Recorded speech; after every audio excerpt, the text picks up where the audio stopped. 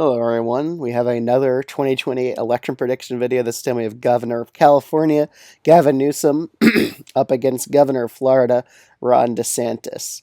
So I think DeSantis is more right-leaning than Donald Trump, so I could see him doing worse with independent voters. And I think Gavin Newsom, I don't think he's the best candidate in terms of winning back the Rust Belt. I think he could struggle there. Maybe a lot of voters there could see him as a bit elitist, but maybe he could rely on independence to break his way in those states, while probably underperforming the rural parts of that state. Maybe he does better in the suburbs.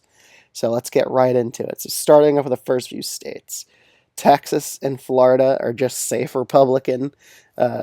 Florida is Ron DeSantis' home state. He's popular in his home state.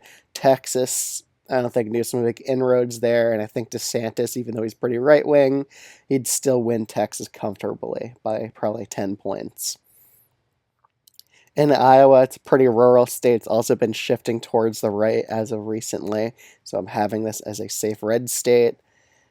Colorado, it's a traditionally blue state. Same with New Mexico, Virginia, New Jersey, Minnesota. I don't think DeSantis would make any inroads in those states, and I have him losing all of them.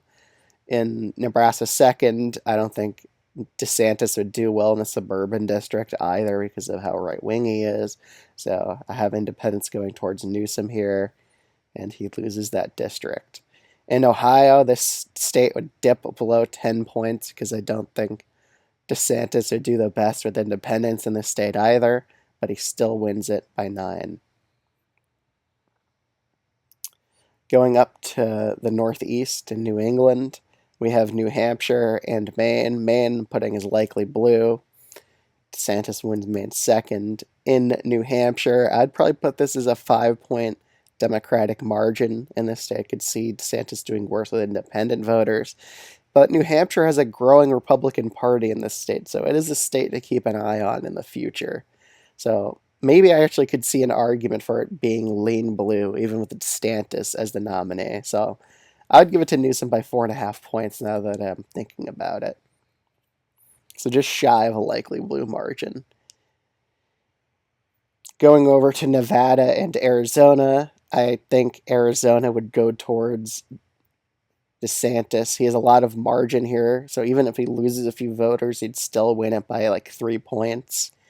And Nevada, I would also put this state as tilt Republican. I could see Newsom narrowly missing out here, just because the Republicans are still having a decent growth with their party advantage here. But right now, the Democrats have a narrow registration advantage of 600 voters, so it really depends on turning out those voters. Because last time around, Republicans turned out a lot more Republican voters than Democratic voters, and they narrowly won independents. So I have it still going tilt red.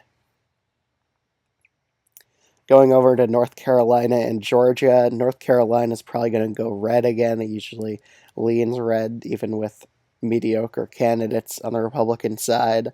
In Georgia, I could see Newsom doing well with independent voters, but the real question is, will he be able to turn out enough black voters?